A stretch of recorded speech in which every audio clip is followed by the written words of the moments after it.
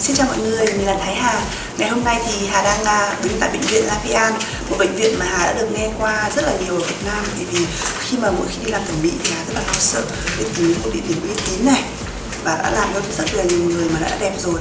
Thì Hà đã được một vài người bạn giới thiệu. Ngày hôm nay này Hà tới đây, bệnh viện Lapian là một bệnh viện rất là nổi tiếng và đã làm rất là nhiều người đẹp. Và khi mà Hà được gặp viện trưởng rồi thì Hà cảm thấy rằng mình hoàn toàn yên tâm để mà đáp ứng được những cái lời khuyên của bác sĩ, đó là về những mặt của Hà, những cái điểm của Hà, ví dụ như là gò má này, cái xương hàm của Hà nó hơi bị bự, thì bác sĩ khuyên là gọt đi cho mặt mình thon gọn hơn và trẻ trung hơn.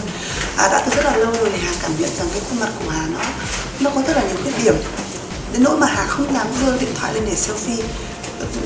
Mỗi lần mà được chụp hình với bạn bè mình thì cảm thấy rất là ngại, mà nghề của Hà là nghề mẫu nữa, cho nên là nếu như mà mình cảm thấy ngại thì mình rất là tự ti về bản thân. Cho nên ngày hôm nay Hà đến đây, Hà hy vọng rằng sau lần làm phút này thì Hà sẽ có một cái diện mạo, một cái khuôn mặt tươi trẻ hơn, đẹp hơn và tự tin hơn.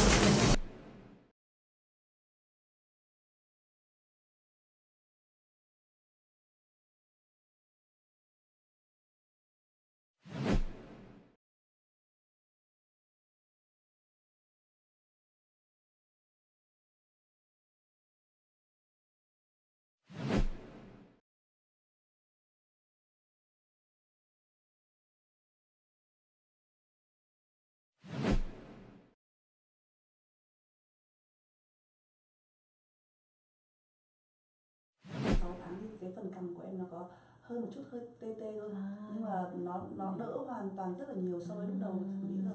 수술한 후에 입 조금 아프세요? 있는데요. 네. 또 입 벌리는 건 잘 벌어지나요? 이렇게 입을 크게 벌릴 때 Thì 손가락 bác sĩ nói là hiện tại khi mà 세 개 mình mở miệng 정도 ra là mình đưa được 정도. mấy ngón tay vô rồi chị. Thoải mái ạ. Thoải mái rồi đúng không chị? Mọi thứ rất thoải mái. Nè, chị được 3 ngón không chị? Được hết.